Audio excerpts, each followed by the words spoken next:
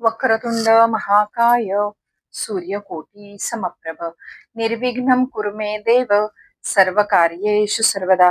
गुरुर्ब्रह्मा गुरुर्विष्णू गुरुर्देवो महेश्वरः गुरु साक्षात् परब्रह्म तस्मै श्री गुरुवे नमः. ओम नमो विष्णवे नमः. ओम नमो भगवते वासुदेवाय. सगळ्यांना माझा मनापासून नमस्कार. मागच्या भागामध्ये आपण भगवंतांच्या 24 अवतारातला शेवटचा 14वा अवतार संपवला. त्यानंतर आता आपण बघणार आहोत भगवंतांचे दशावतार.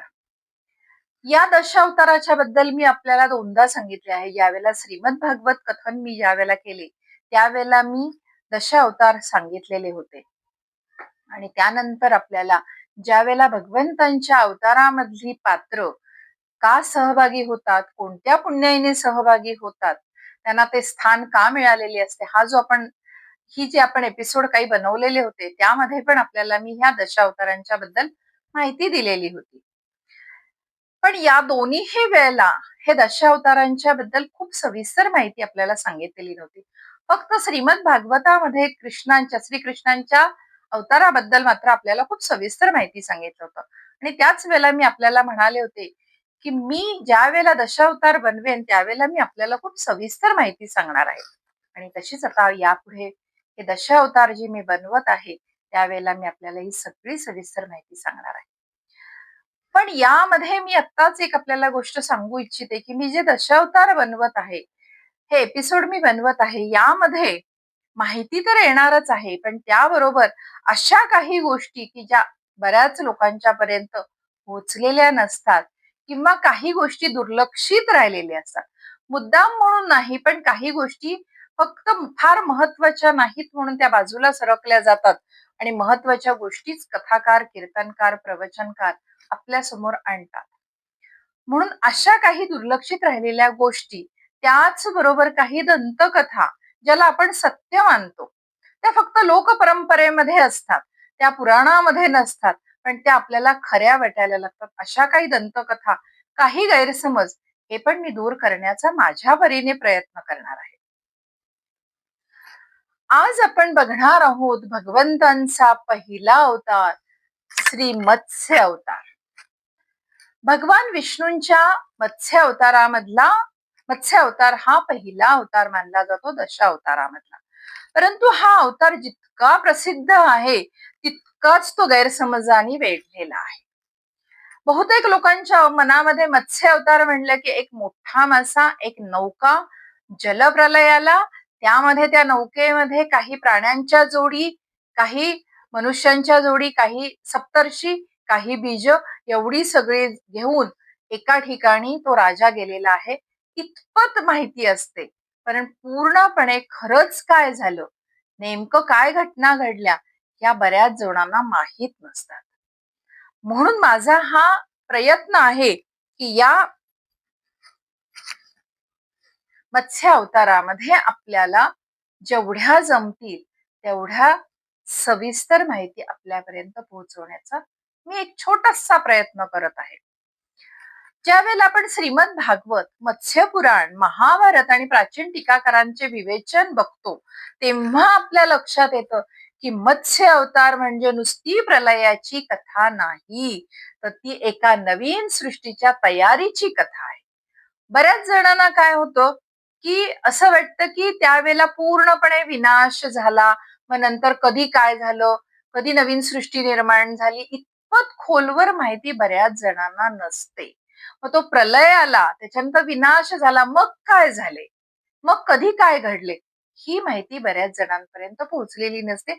आणि मधल्या भागामध्ये बऱ्याच जणांच्या काही गैरसमजुती किंवा दंतकथांमुळे ती कथा तशीच पुढे सरकत जाते मत्स्य अवताराची. म्हणून माझा हा थोडासा प्रयत्न आहे की अगदी व्यवस्थित आपल्यापर्यंत माहिती यावी. आपण एक गोष्ट नेहमी समजून घेतली पाहिजे की सनातन धर्मामध्ये प्रलय म्हणजे कायमचा विनाश नाही. अशा वेळेला बऱ्याच जणांना असं वाटतं प्रलय आला म्हणजे कायमचा विनाश झाला. असे नाही, प्रलय म्हणजे एका टप्प्याचा शेवट आणि नवीन टप्प्याची सुरुवात. याला प्रलय असे म्हणून ओळखले जाते. जसा सूर्यास्त म्हणजे सूर्याचा अंत नाहीये, तो सूर्यास्त म्हणजे त्या दिवसाचा अंत आहे. सूर्योदय म्हणजे नवीन दिवसाची सुरुवात आहे. तसाच प्रलय म्हणजे सृष्टीचा अंत नाही, तो नवीन सृष्टीच्या जन्मापूर्वीचा विश्रांतीचा काळ आहे. याच कारणाने मत्स्यावतार समजून घेताना आपण काय नष्ट झाले यापेक्षा भगवंतानी आपल्यासाठी काय वाचवले याचा आपण अभ्यास करणार आहोत. भगवंतांच्या कुठल्याच अवतारामध्ये नाशावर कधीही जोर नव्हता, तर आपल्या संरक्षणासाठी म्हणून भगवंतानी अवतार घेतलेले आहेत. प्रलय जवळ येत होता. पृथ्वीवरील अनेक गोष्टी जलमय होणार होत्या. म्हणजे यातल्या बऱ्याच गोष्टी आपल्याला माहिती आहेत, म्हणून काही गोष्टी मी अगदी थोडक्यात सांगते आपल्याला. पण भगवंतांना माहित होते की प्रलयानंतर पुन्हा सृष्टी निर्माण होणार आहे. आपल्याला माहित नसतं. आपल्याला असं वाटतं की आता झालं, जसं आपण कोविडच्या वेळेला समजलेलो होतो की आता संपलं. कोविड असा पसरलेला आहे, तो एक प्रकारे प्रलयच होता. त्याच्यानंतर आता जवळपास सगळेजण मरणार आणि मग पृथ्वी नाहीशी होणार. बऱ्याच वेळेला अशा पण त्यावेळेला समजुती आलेल्या होत्या की ते कलियुगाचा अंत आहे. कोविडचा जो काळ होता तो कलियुगाचा अंत आहे. आता कल्की अवतार भगवंत धारण करणार आहेत. अशा काही दंतकथा किंवा गैरसमजुती बऱ्याच वेळेला पसरतात. आपण त्याच गैरसमजुती किंवा ज्या काही दंतकथा आहेत त्याला आपण दूर सारून खरे काय आहे याकडे आपण बघणार आहोत. नवीन सृष्टी सुरू करताना भगवंतांना माहित होते की काय आवश्यक आहे. धर्म आवश्यक आहे, ज्ञान आवश्यक आहे, ऋषी परंपरा आवश्यक आहे, बीजे औषधी वनस्पतींची बीजे औषध आवश्यक आहेत. आणि सर्वात महत्वाची गोष्ट म्हणजे हे सगळं सांभाळण्यासाठी अतिशय योग्य व्यक्ती आवश्यक आहे. आणि म्हणूनच आणि हे कोण योग्य व्यक्ती आहे भगवंतांना माहित होतं. फक्त भगवंत ती योग्य व्यक्तीची निवड करताना परीक्षा घेतात. आणि भगवंतानी निवड केली या योग्य व्यक्तीची, ती व्यक्ती म्हणजे सत्यव्रत राजा. आता आपल्याला थोडासा प्रश्न पडतो. मी मागच्या एका अध्यायामध्ये आपल्याला सांगितले की आपल्या मनात हे प्रश्न निर्माण होतील असा विचार करून मी काही प्रश्न तयार केलेले आहेत. आता एखाद्या व्यक्तीच्या ऐकणाऱ्या एखाद्या व्यक्तीच्या मनामध्ये असा प्रश्न निर्माण होईल की भगवंताने एखाद्या ऋषीची का नाही निवड केली हे सगळं करण्यासाठी. ऋषी तर अतिशय कठोर तपश्चर्या केलेले, ज्यांच्या पदरी अत्यंत पुण्य असायचे. मग अशा ऋषीची एखाद्या का निवड नाही केली भगवंतानी. एखाद्या देवतेची का नाही निवड केली, एखाद्या गंधर्वाची का निवड नाही केली, सत्यव्रत राजाचीच का निवड केली भगवंतानी. तर याचे उत्तर त्याच्या नावातच दडलेले आहे. ज्याने सत्याचे व्रत घेतलेले आहे असा तो सत्यव्रत राजा. हा सत्यव्रत राजा नुसता राजा नव्हता, तर ते राजर्षी होते. सत्ता असून त्यांना अहंकार नव्हता, वैभव असून त्या वैभवाबद्दल आसक्ती नव्हती, आणि राज्य असूनही त्यांचे मन भगवंतांच्या चरणी लीन होते. आणि म्हणूनच या सत्यव्रत राजाला पुढे वैवस्तव मनु होण्याचा मान मिळाला. आता इथे एक खूप सुंदर गोष्ट आहे. भगवान जेव्हा मोठे कार्य करतात तेव्हा ते नेहमी एका योग्य पात्राची निवड करतात. आपल्याला हा भाग माझा आठवला असेल आणि याच कारणासाठी मी तो भाग बनवलेला होता की आपल्याला पटकन हा अवतार किंवा या मागचा उद्देश समजावा म्हणूनच मी तो भाग बनवलेला होता. भगवंतांच्या लीलामध्ये जी पात्र आहे त्यांची पुण्याईका. भगवंत जेव्हा मोठे कार्य करतात किंवा अवतार घेतात तेव्हा ते नेहमी पात्र व्यक्तीचीच निवड करतात. ध्रुवाला ध्रुवपद सहज नाही मिळालं, प्रल्हादाला भगवंत काही लगेच नाही मिळाले, अर्जुनाला गीता देखील लगेच काही सांगितली नाही भगवंतानी, आणि सत्यव्रत राजाला देखील नव्या मानव सृष्टीचे नेतृत्व सहज नव्हतं मिळालं. आणि ही सगळ्यांची त्यांच्या पात्रतेमुळे झालेली निवड होती. यामधून कलियुगातल्या माणसांसाठी मी एक थोडासा छोटा प्रयत्न करते की आपल्यासाठी पण यामधून काही संदेश मिळावा. यातून कलियुगातल्या माणसांसाठी एक खूप मोठा संदेश आहे. आपण नेहमी विचारतो आपल्या मनाला विचारतो किंवा सहज कोणी आपल्या गुरु असतात त्यांना आपण हा प्रश्न विचारतो की भगवान माझी निवड कुठल्या कार्यासाठी का करत नाही. तर प्रश्न असा आहे की हे भगवंतानी आपली निवड करावी असे आपण पात्र आहोत त्या निवडीसाठी. तेवढी पात्रता आपल्यामध्ये आहे. आपण तेवढी पात्रता आपल्यामध्ये निर्माण केलेली आहे. हा प्रश्न आपण आपल्या मनालाच विचारायला पाहिजे ना. भगवान कृपा सगळ्यांवर करतात. आपण नेहमी बघतो भगवान त्यांच्या कृपेपासून कोणालाही दूर ठेवत नाहीत. पण जबाबदारी एखाद्या कार्याची भगवंत फक्त ठराविक लोकांनाच देतात. का देतात? तर त्यामध्ये काहीतरी त्या व्यक्तीने ती पात्रता निर्माण केलेली असते. म्हणून भगवंत एखादी जिम्मेदारी किंवा एखादी जबाबदारी ठराविक लोकांनाच देतात. आता एक काही ओघाओघाने मी काही गैरसमज पण आपल्याला जे सांगितले तसे गैरसमज पण मी दूर करण्याचा प्रयत्न करणार आहे. आता एक महत्वाचा गैरसमज असा आहे, अनेक कथांमध्ये सांगितले जाते, मी मगाशीच आपल्याला बोलले होते की अनेक कथाकार कीर्तनकार आपल्या कथांमध्ये असे सांगतात की प्रलयाच्या वेळी प्राण्यांच्या जोड्या मनुष्याच्या जोड्या नौकेमध्ये घेतल्या गेल्या होत्या. पण श्रीमद भागवतामध्ये असा स्पष्ट उल्लेख कुठेही आढळत नाही. भागवतामध्ये भगवान सत्यव्रत राजांना सप्तर्षी विविध औषधी आणि वनस्पतींची बीजे घेण्यासाठी भगवंतांनी सांगितलेले होते. कारण भावी सृष्टीची पुनर्रचना करण्यासाठी जीवनाची मूलभूत बीजे आणि ज्ञान परंपरा जतन करणे अत्यंत आवश्यक होते. म्हणून मत्स्य अवताराचा केंद्रबिंदू प्राण्यांच्या जोड्या नाहीत. केंद्रबिंदू आहे ज्ञानाचे संरक्षण, धर्माचे संरक्षण आणि नवीन सृष्टीची तयारी. खूपदा म्हणजे मी पण लहानपणी असं ऐकलेलं आहे, ज्यावेळेला मी जायची कधी नंतर थोडस कळायला लागल्यानंतर आजीच्या बरोबर भागवत ऐकायला वगैरे जायची, त्यावेळेला असं बऱ्याच वेळेला सांगितलं जायचं. तर त्यावेळेला माझ्या पण मनामध्ये असाच हे होता की त्या नौकेमध्ये काही प्राण्यांच्या मनुष्यांच्या पण जोड्या ठेवलेल्या होत्या. पण हे ज्यावेळेला मी अभ्यास केला त्यावेळेला ही एक गैरसमजूत आहे असे श्रीमद भागवतामध्ये अभ्यास केला तर कळलं की तिथे कुठेही हा उल्लेख नाही. फक्त जेवढं मी सांगितला तेवढाच उल्लेख आहे. आता आपण याचा एक सूक्ष्म अर्थ समजून घेतला पाहिजे. म्हणजे अगदी काही बारकावे पण आपल्याला प्रत्येक अवतारातून समजून घ्यायचे आहेत. भगवंतानी वनस्पतीची बीजेच का जपली? कारण बीज हे भविष्यातील जीवनाचे प्रतीक आहे. एका छोट्या बीजामध्ये संपूर्ण वृक्ष दडलेला असतो. एक बीज आपण रोपण केलं तर काही काळानंतर त्याचा वृक्ष बनतो. त्याप्रमाणे भगवानाने त्या नौकेमध्ये जे जतन केले ते फक्त बीज नव्हते, ती भावी सृष्टीची शक्यता जतन केलेली होती. थोडासा भाषा क्लिष्ट आहे, पण आपण समजून घेतली तर ती आपल्याला समजायला अत्यंत सोपी जाणार आहे. आजच्या काळात देखील हा संदेश आपल्यासाठी खूप महत्वाचा आहे. आपण खूप मोठ्या मोठ्या गोष्टींचा विचार करतो नेहमी. भविष्यातली बीजे, भविष्यामध्ये काय गरज आहे हे बघायला आपण विसरून जातो. संस्काराची भविष्यामध्ये कशाची गरज आहे, मी प्रत्येक अध्यायामध्ये मागच्या अध्यायामध्ये पण मी आपल्याला हेच सांगितलेलं आहे.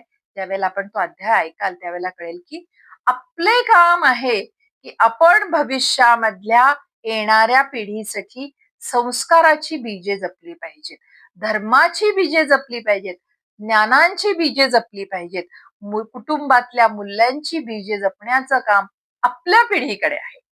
उत्तराधिकारी नेमला जातो. मी मागच्या एका अध्यायामध्ये आपल्याला सांगितलेलं आहे.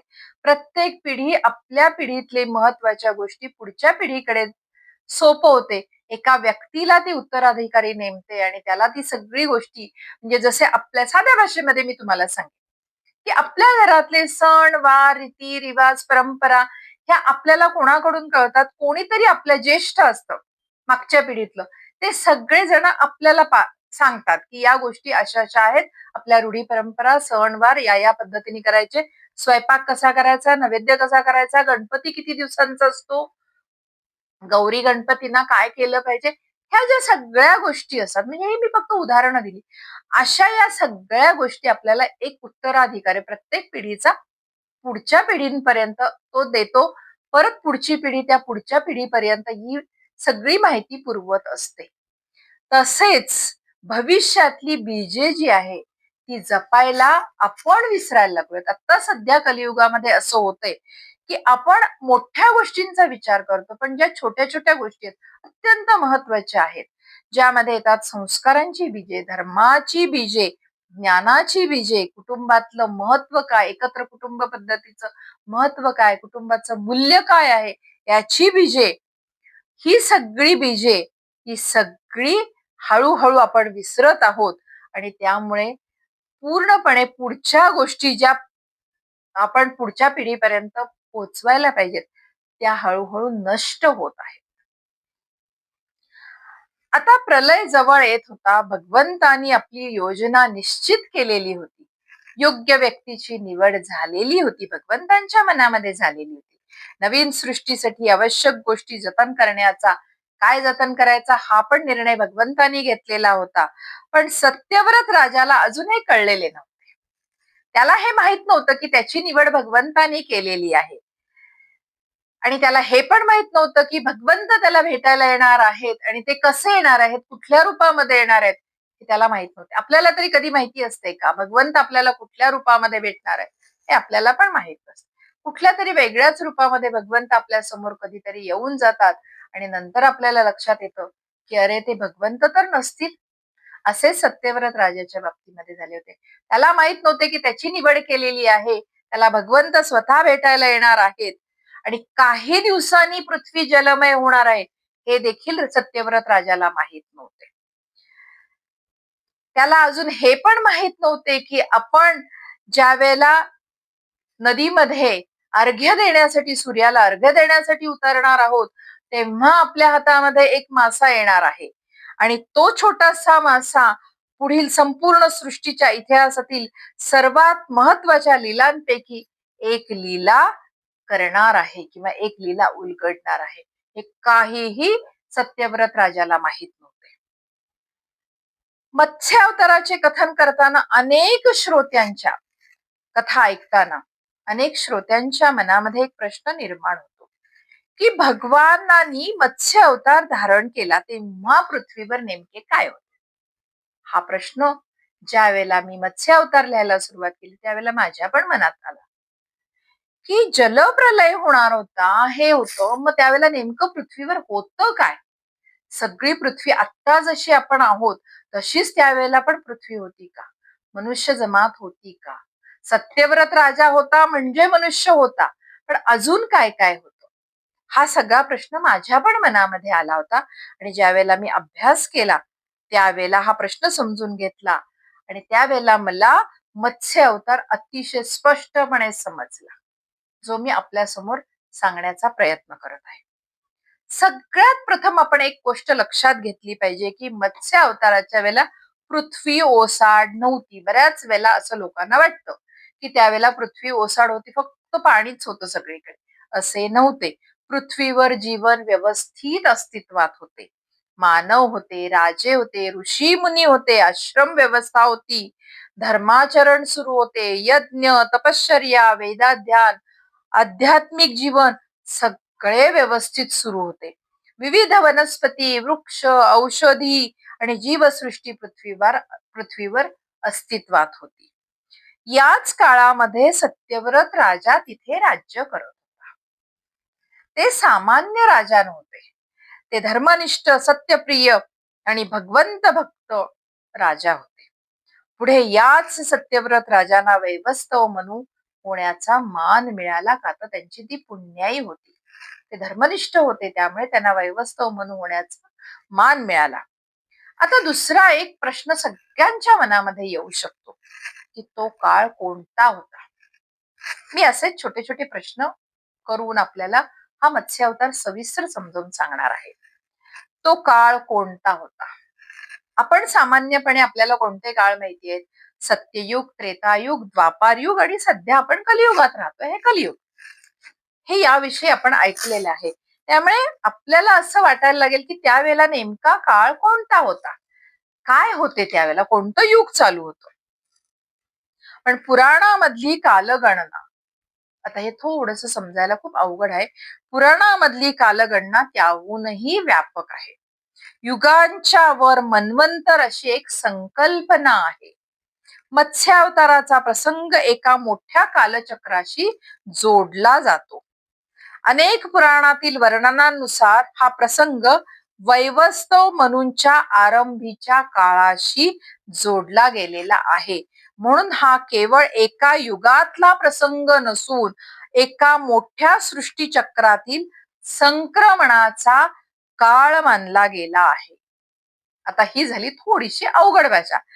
आता एक सोपी करून भाषा मी आपल्याला सांगते. याचा अर्थ सोप्या भाषेत सांगायचं ठरवलं तर पृथ्वीवर मानव, ऋषी, धर्मव्यवस्था आणि जीवन अस्तित्वात असताना हा प्रसंग घडला. म्हणून मत्स्यावताराची कथा ही शून्यातून सृष्टी निर्माण झाली असे नाही. बऱ्याच वेळेला लोकांना असे वाटते की सृष्टी जलप्रलयानंतर शून्यातून निर्माण झाली. तर एका सृष्टीचक्रातून दुसऱ्या सृष्टीचक्राकडे जाण्याची ही कथा आहे. मत्स्यावतार कथा जी आहे किंवा हा जलप्रलय आहे, हा एका सृष्टीचक्रातून दुसऱ्या सृष्टीचक्राकडे जाण्याचा भाग आहे. येथे अजून एक महत्वाची गोष्ट आपण अजून थोडी समजून घेतली पाहिजे. भगवंतानी मत्स्य अवतार का घेतला? प्रत्येक अवताराच्या मागे, भगवंतांच्या प्रत्येक अवताराच्या मागे अत्यंत गूढ अवतार आहे. मागच्या 14 अवतारामध्ये आपल्याला लक्षात आलेलं असेल. का अवतार घेतला, कुठला जो अवतार घेतला त्याच्या मागे उद्देश काय, कशासाठी तो घेतला, हे मी आपल्याला अत्यंत सविस्तरपणे समजावून सांगितलेलं आहे. तसेच मत्स्यावताराचं पण आहे. भगवंतानी मत्स्य अवतारच का घेतला? कारण पुढे एक महान बदल घडणार होता. त्या बदलाच्या काळात धर्म, ज्ञान आणि सृष्टीचा क्रम अखंड राहावा यासाठी भगवंतानी स्वतः हस्तक्षेप केलेला होता. म्हणून मत्स्य अवतार ही फक्त एका माशाची कथा नाही, तो काळ, सृष्टी, धर्म आणि मानव जातीच्या सातत्याची कथा आहे. आता आपण मत्स्य अवताराकडे, मुख्य मत्स्य अवताराकडे आपण वळूया. एक दिवस सत्यव्रत राजा कृतमाला नदीच्या तीरावर, बऱ्याच आपल्याला नद्यांची नावं पण आता कळणार आहेत की हे नाव आपल्याला माहित नसेल. कृतमाला नदीच्या तीरावर उभे राहून तर्पण करत होते. सकाळची वेळ होती. नदीचे पाणी एकदम शांत होते. राजा अत्यंत एकाग्रतेने देव, ऋषी आणि पितरांचे स्मरण करत होते. तेवढ्यात त्यांच्या ओंजळीमध्ये, नदीमधले ज्या वेळेला त्यांनी पाणी घेतले त्यावेळेला त्या ओंजळीमध्ये त्यांच्या एक छोटासा सोनेरी मासा आला. तो इतका लहान होता की तो लक्षातही कोणाच्या आला नसता. सामान्य माणूस जर असता, आता मी आपल्याला यातला अर्थ समजावून सांगते की सत्यव्रत राजाचीच निवड का केली. इतका तो छोटासा मासा होता की तो पाणी घेतल्यानंतर तो असा सहज दिसला पण नसता. सामान्य माणूस, आपल्यासारखी जर माणसं असते तर ते परत पाणी सोडून दिलं असतं नदीमध्ये आणि दुसरं पाणी घेतलं असतं. पण सत्यव्रत राजाच्या मनामध्ये अत्यंत करुणा होती. त्यांनी हातामध्ये पाणी घेतल्यानंतर त्या पाण्यामध्ये एवढा छोटा मासा आला. त्या माशाकडे अत्यंत प्रेमाने बघितले आणि ते हात पाणी तसेच ठेवले आणि तो मासा पण त्यांनी हातामध्ये तसाच ठेवला. तेव्हा तो मासा बोलायला लागला. तो मासा म्हणाला, राजन मला, आणि एक क्षण राजाच्या मनामध्ये करुणा उत्पन्न झाली आणि त्यांनी तो परत पाण्यामध्ये सोडायचा विचार केला. आणि शेवटी भगवंत होते ते माशाच्या रूपामध्ये. त्यावेळेला भगवंतानी त्याच्या मनातलं ओळखलं आणि भगवंत म्हणाले, माशाच्या रूपातले भगवंत म्हणाले की राजन मला पुन्हा नदीमध्ये सोडू नका. ही होती भगवंतांची घेतली सुरुवात, परीक्षेची सुरुवात सत्यव्रत राजाच्या. राजन मला पुन्हा नदीमध्ये सोडू नका. मी इतका लहान आहे की मोठे मोठे मासे मला क्षणात खाऊन टाकतील. माझे तुम्ही रक्षण करा.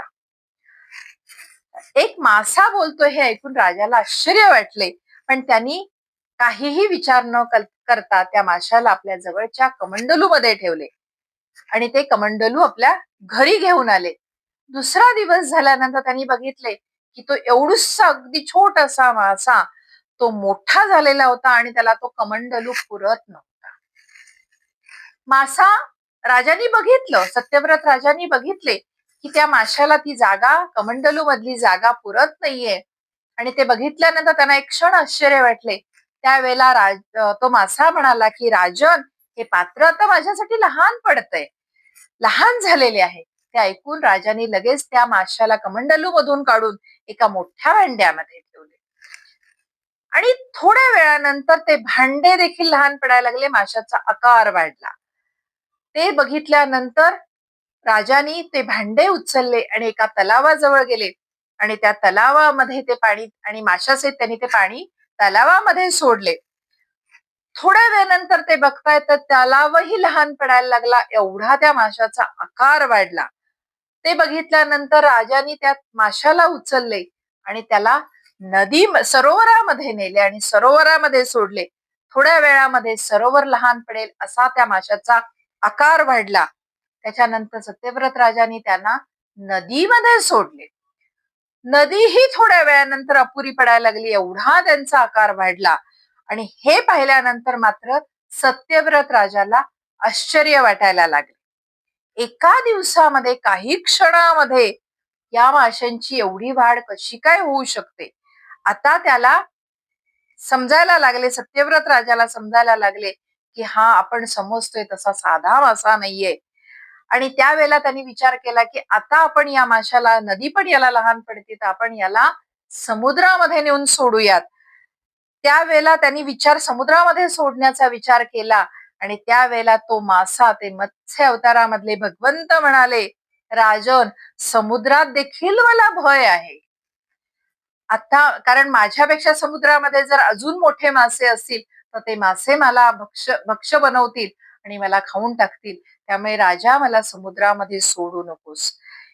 हे ऐकताच सत्यव्रत राजाची खात्री पटली आणि ते नम्रतेने म्हणाले, प्रभो, आपण कोण आहात? हे सर्वसामान्य नाही, कृपा करून आपण सांगा की आपण कोण आहात. आणि हे शब्द सत्यव्रत राजाचे ऐकताच भगवंतानी आपले दिव्य स्वरूप प्रगट केले. आणि ते दिव्य स्वरूप, भगवंतांचे दिव्य स्वरूप, आपण पण त्या दिव्य स्वरूपाला नमस्कार करूयात. आणि भगवंतांचे ते दिव्य स्वरूप बघताच सत्यव्रत राजा भगवंतांच्या चरणी नतमस्तक झाले. भगवंतांनी आपले दिव्य स्वरूप प्रगट केल्यानंतर सत्यव्रत राजाच्या मनातल्या सगळ्या शंका दूर झाल्या. त्याच्या समोर कुठलाही साधा मासा नव्हता, तर प्रत्यक्ष भगवान विष्णू, प्रत्यक्ष स्वतः श्री हरी त्याच्या समोर उभे होते. सत्यव्रत राजाचे हे सगळे बघून भक्तीने मन, हृदय भरून आले. परंतु आता भगवान सत्यव्रत राजाला जे सांगणार होते ते त्या राजासाठी नव्हते, तर ते संपूर्ण भावी मानव जातीसाठी अत्यंत महत्वाचे होते. भगवंत म्हणाले, भगवान विष्णू राजा सत्यव्रत राजाला म्हणाले, राजन, आता शांतपणे ऐका, मी आपल्याला काय सांगत आहे. 7 दिवसानंतर एक महान जलप्रलय येणार आहे. सगळी पृथ्वीवरचा सगळा भूभाग जलमय होणार आहे. पर्वत, वनराई, नगरे, राज्ये, मानवाला ज्या ज्या गोष्टीचा अभिमान आहे त्या सगळ्या गोष्टी जलराशीमध्ये लुप्त होऊन जाणार आहे. पण हा विनाश नाहीये राजा, हा विनाश नाही, तर हा नवीन सृष्टीच्या प्रारंभीची तयारी असणार आहे. ही गोष्ट आपण नेहमी लक्षात ठेवली पाहिजे की भगवंतानी सृष्टी संपणार आहे असे राजाला सांगितले नव्हते. त्यांनी सांगितले होते की नवीन सृष्टीचा हा प्रारंभ असणार आहे. हा संकेत देखील त्यांनी सत्यव्रत राजाला दिलेला होता. कारण सनातन धर्मात शेवट हा नेहमी नवीन सुरुवातीचं दार असतं. आजच्या काळात देखील आपण एक उदाहरण बघूया. आजच्या काळातही काय होतं की अनेक लोक संकट आलं की सगळं संपलं असं समजून हातपाय गाळून बसतात. नोकरी गेली, व्यवसाय अडचणीत आला, नातेसंबंध तुटले की सगळ्यांना काय वाटतं की माझं सगळं जीवन संपलं, आता माझ्या हातामध्ये काही राहिलेलं नाही. आणि अशा फ्रस्ट्रेशन मधून, डिप्रेशन मधून बरेच लोक आत्महत्या पण करतात. पण हे असं नसतं. एखादी गोष्ट संपली, भगवंतानी आपल्याला अनादी काळापासून सांगितलेलं आहे, की एखादी गोष्ट संपली म्हणजे ती नवीन गोष्टीची सुरुवात असते. नवीन एखादा संधी येत असते. ते संधीचं दार असतं. ते फक्त आपल्याला शांतपणे उघडायचं असतं. पण तिथेच मनुष्यजात किंवा आपण तिथेच हरतो आणि आपलं जीवन संपवून टाकतो. पण मत्स्य अवतार आपल्याला नेहमी हेच समजावून सांगतो, की भगवान आपल्याला जुन्या गोष्टींपासून दूर करतात, ती नवीन गोष्ट देण्यासाठी ना हो. तुम्हाला स्वतःला संपवून टाकण्यासाठी नाही करत. तुमच्या आयुष्यातून एखादी जुनी गोष्ट काढून टाकतात. म्हणजे त्यापेक्षाही चांगली गोष्ट तुम्हाला ते देत असतात, देणार असतात. त्यासाठी तुमची ती तयारी करत असतात. पण आपण इथेच चुकतो. आपण एखादी गोष्टी संपली किंवा एखादी संकट आली, नोकरी गेली, व्यवसाय संपला, काही झालं की आपण हातपाय घालून बसतो आणि आता माझं आयुष्यातलं सगळं संपलं. आता माझ्याकडे काहीही राहिलेलं नाही. असे आपण आपल्या मनाला सांगून टाकायला. असे नसते. भगवंत आपल्याला तेच सांगतात. मत्स्य अवतारात भगवंतांनी आपल्याला हेच सांगितलेले आहे. भगवंतांनी याच वेळी सत्यव्रत राजाला अजून एक महत्वाची आज्ञा केलेली होती. त्यांनी सांगितलेले होते, योग्य वेळी राजन शांतपणे ऐका, योग्य वेळी एक दिव्य नौका येणार आहे. त्या नौकेमध्ये तुम्हाला प्रवेश करायचा आहे. तुमच्या बरोबर सप्तर्षी असतील. विविध वनस्पती, औषधी आणि जीवनाच्या सातत्यासाठी आवश्यक असलेली बीज संपदा तुम्हाला त्याच्यामध्ये घ्यायची आहे. कारण भावी सृष्टीला फक्त जीव नव्हे तर ज्ञान, संस्कृती आणि जीवनाचे तत्वज्ञान पण आवश्यक आहे. ते जर जपले तरच पुढे नवीन सृष्टी चांगली निर्माण होऊ शकते. येथे अत्यंत महत्वाचा, सुंदर पण थोडासा दुर्लक्षित झालेला एक मुद्दा मी आपल्यासमोर सांगणार आहे. अनेकांना वाटते की भगवंतानी फक्त जीव वाचवले, पण पुराणाचा संदेश अत्यंत खोल आहे. भगवंतानी सर्वप्रथम ज्ञानाचं रक्षण केलं, कारण जीव पुन्हा निर्माण होऊ शकतो, राज्ये पुन्हा उभी राहू शकतात, संपत्ती पुन्हा मिळू शकते. पण ज्ञान परंपरा जर तुटली तर समाजाला पुन्हा उभे राहण्यासाठी अनेक शतके जावी लागतात.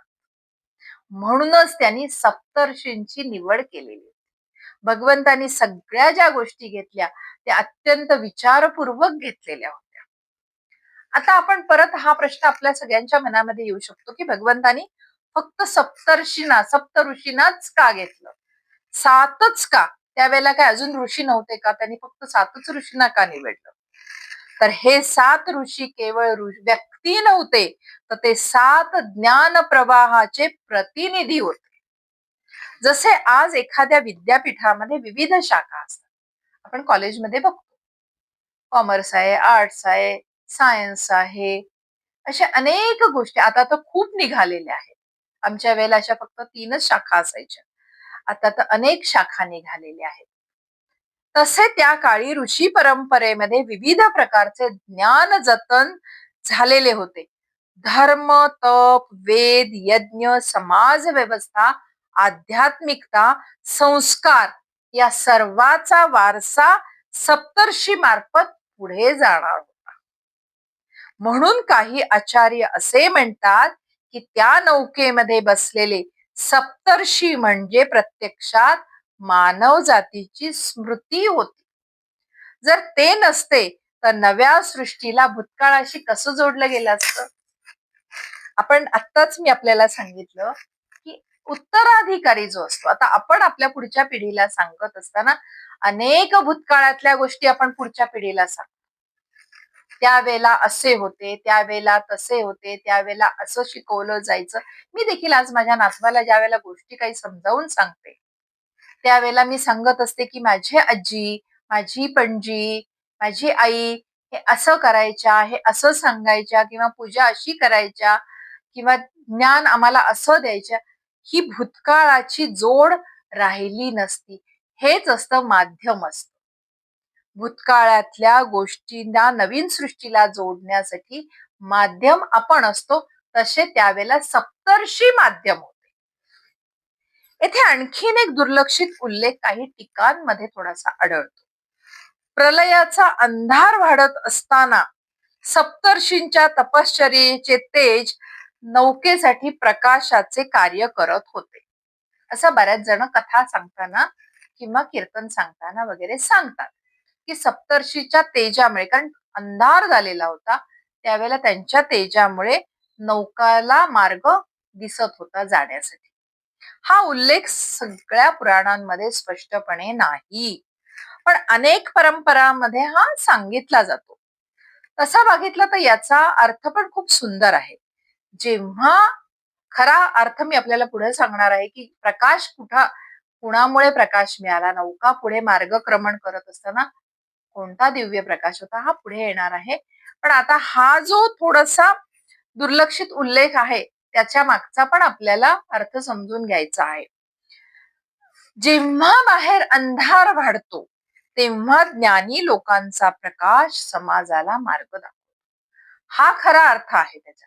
त्यावेळेला प्रकाश पडलेला होता, कारण ती नौका तिथून त्या जलप्रलयात त्या अंधकारातून बाहेर काढणं यासाठी प्रकाश तर आवश्यक होता, पण तो प्रकाश दुसऱ्या कोणीतरी दिलेला होता, तो मी आपल्याला पुढे सांगणार आहे.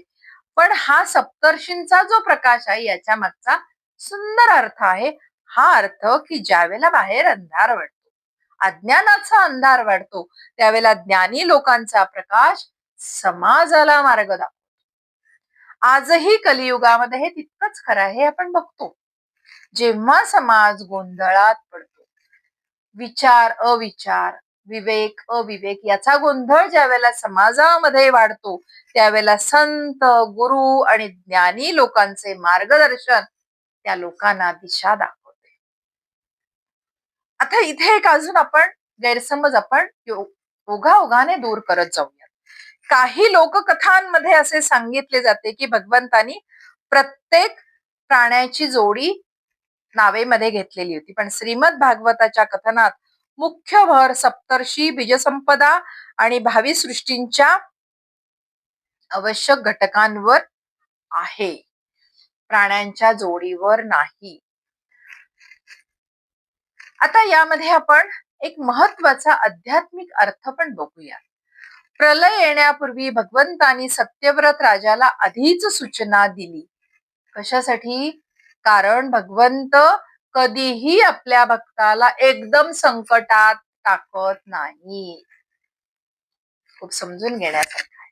आपण नेहमी म्हणतो देवा तू मला नेहमी संकट देतो, आधी मला काहीही कळलं नाही, एकदम मला एवढं संकट आलं, म्हणजे शारीरिक, आर्थिक, मानसिक, असं कधीही होत नाही.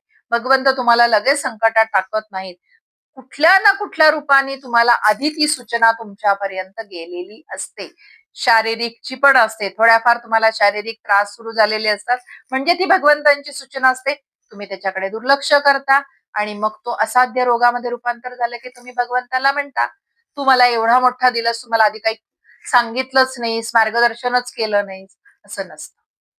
तसंच आर्थिक संकटाच्या बाबतीत पण असं तुम्हाला थोडी थोडी संकट यायला लागतात. आर्थिक जे काही तुम्हाला त्रास होणार असतो तो होत असतो, त्याहीकडे तुम्ही थोडंसं दुर्लक्ष करता आणि मग एकदम तुम्हाला ज्या वेळेला खूप नुकसान होतं त्यावेळेला तुम्ही परत भगवंतांना म्हणता. असं प्रत्येक गोष्टीच्या बाबतीमध्ये होते.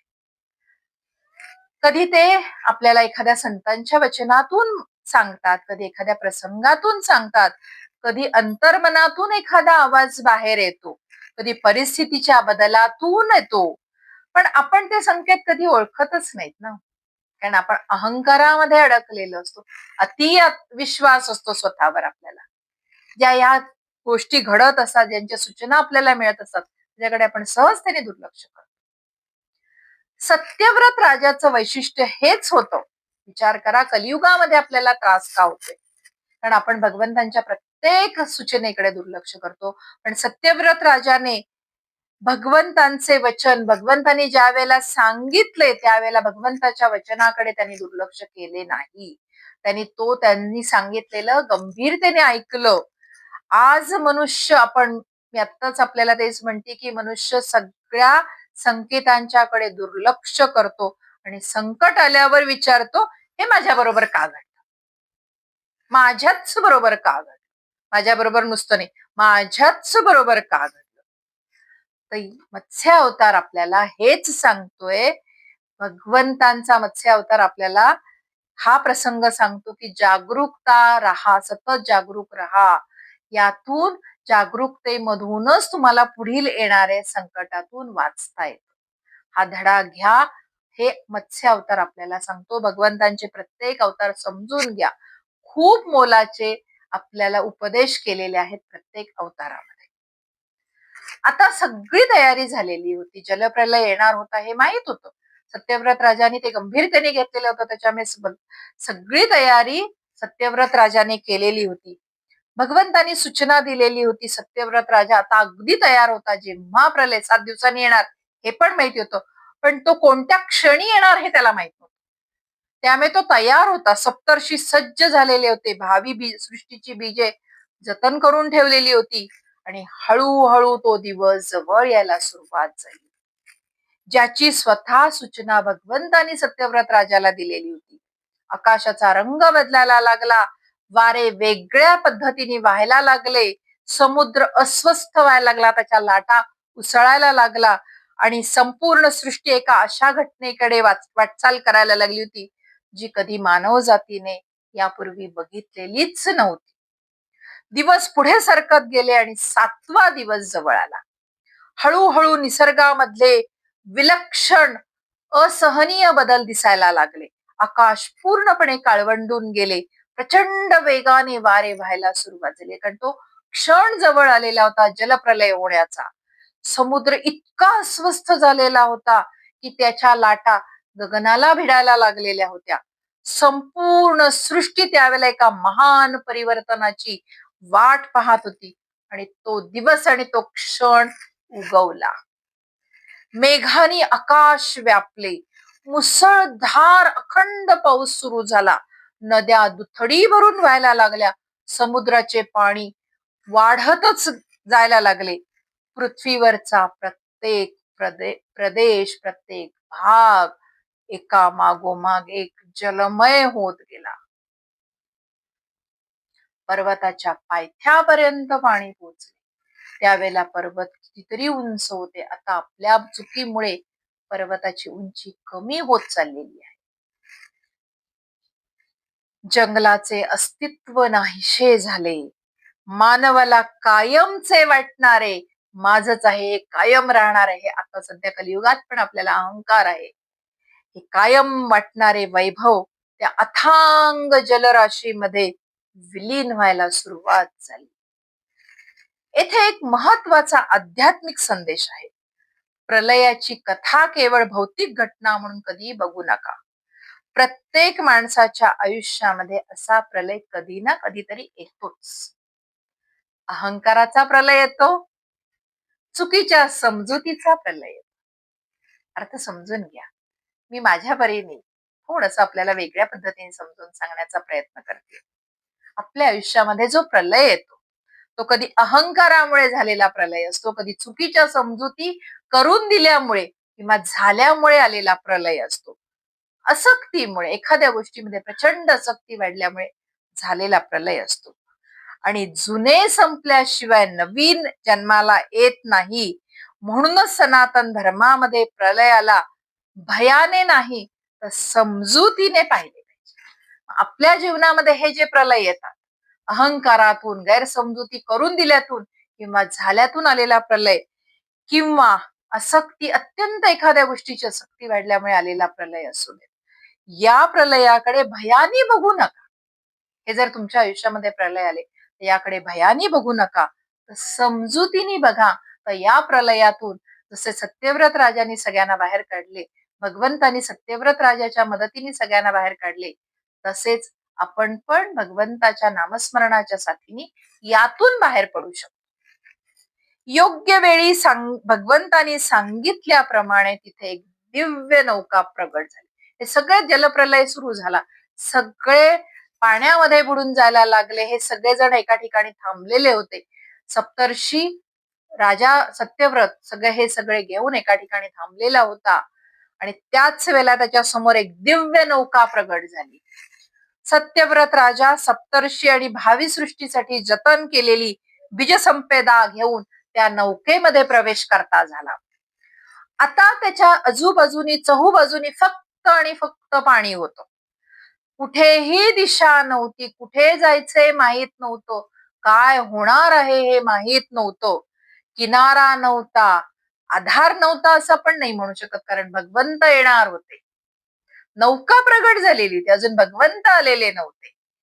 त्याला माहित होतं भगवंतानी ज्या वेळेला सांगितलं त्यावेळेला भगवंत येणार आहेत, पण तोपर्यंत माहित नव्हतं की आता काय. नौकेत तर आपण बसलेलो आहोत, एवढ्या प्रलयातून ही नौका मार्गी कशी लागणार, आधार कसा मिळणार आपल्याला या नौकेला. आणि त्याच क्षणी भगवान पुन्हा विराट मत्स्य रूपाने तिथे प्रगट झाले. अत्यंत अप्रतिम अलौकिक असे हे मत्स्य रूप होते भगवंतांचे. त्यांचे रूप एवढे विशाल होते की आपल्यासारख्या सामान्य बुद्धीच्या माणसाला त्याची तुम्ही कल्पना काय, म्हणजे कल्पना कल्पना कल्पना कुठलीच कल्पना तुम्ही त्याची करू शकणार नाही, असे विशाल रूप होते. आणि अशा या भगवंतांच्या मत्स्य अवतारातल्या माशाच्या डोक्यावर एक शिंग होते, मस्तकावर एक शिंग होते. आणि याच शिंगाला, कारण आता सत्यव्रत राजाला हेलकावत होती त्याची नौका, त्याला कळत नव्हते की मी कशी ही नौका पार करू. आता ही नौका पार कशी करणार, तर त्यावेळेला भगवंत मत्स्य अवतारामध्ये प्रगट झाले. भगवंतांच्या मस्तकावर असलेले एक शिंग, याला ही नौका बांधण्यात आली. आता बऱ्याच वेळेला असे होते की त्याला नौके बांधली कशी, काय बांधली, हा भाग बऱ्याच वेळेला सांगितला जात नाही, दुर्लक्षित राहणारा हा प्रसंग आहे. पण अत्यंत महत्वाचा हा मत्स्य अवतारातला प्रसंग आहे. नौका भगवंतांच्या मत्स्य अवतारातल्या माशाच्या डोक्या मस्तकावर जो शिंग होते त्याला बांधायची नौका होती. मग बांधली कशाने, तर वासुकी नागाचा यामध्ये उपयोग करण्यात आलेला होता. वासुकी नागाचा दोरीसारखा उपयोग करण्यात आला होता. हा बऱ्याच वेळा दुर्लक्षित राहिलेला हा भाग आहे. हे खरं पाहिलं तर साधं वर्णन नाहीये, यामागे खूप मोठा पुराण संदर्भ दडलेला आहे. आता आपण नंतर वासुकी नाग बघणार आहोत, समुद्र मंथनामध्ये ज्याचा उपयोग केलेला गेलेला होता मंथनासाठी म्हणून. म्हणजे वासुकी नागांनी भगवंतांच्या लीलामध्ये 2 वेळेला कार्य केलेले आहे. मत्स्य अवतारामध्ये त्यांनी दोरीसारखे कार्य केलेले आहे आणि परत समुद्र मंथनामध्ये पण दोरीसारखे कार्य केलेले आहे. 2 वेळेला भगवंतांच्या लीलामध्ये वासुकी नाग आलेले आहेत.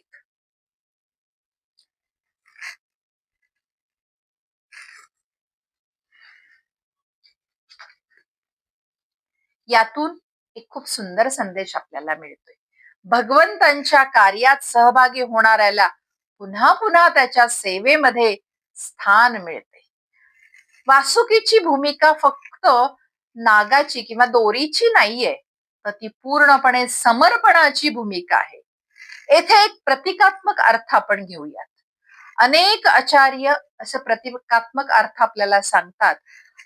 प्रलय, आता आपण याला प्रलयाकडे नेमकं आपण जर आपल्या दृष्टिकोनातून आपल्यासाठी म्हणून बघितलं तर आपण असं बघू शकतो की प्रलयाचा समुद्र म्हणजे सध्या आपला संसार, नौका म्हणजे काय, धर्म, आणि सप्तर्षी म्हणजे ज्ञान, आणि वासुकी नाग म्हणजे संयम आणि नियंत्रण, आणि मार्गदर्शन करणारे भगवान म्हणजे परमसत्य. या 5 गोष्टी एकत्र जर आल्या तरच आपला संसार रूपी समुद्र तर आपल्याला तो पार करता येणार आहे. या सगळ्या 5 गोष्टी एकत्र आल्या तर हा जो आपला संसार रूपी समुद्र आहे तो आपण सहजतेने पार करू. आता आपण इथेच थांबूयात, कारण मी मगाशीच आपल्याला सांगितलेलं होतं की खूप मोठे भाग आहेत, मला 2 भागांमध्ये करावे लागणार आहेत. एक जर करायचं म्हटलं तर 1.5-2 तास लागतील आणि ते आपल्यासाठी कंटाळवाणे होईल. म्हणून आपण इथेच थांबूयात. उद्याच्या भागामध्ये आपण बघणार आहोत भगवंतानी ही नौका कशी पार केली आणि त्या उपदेशातूनच आपल्याला आपल्या संसारातली नौका, आपली संसाररूपी नौका या सगळ्या प्रलयातून पार करायची आहे.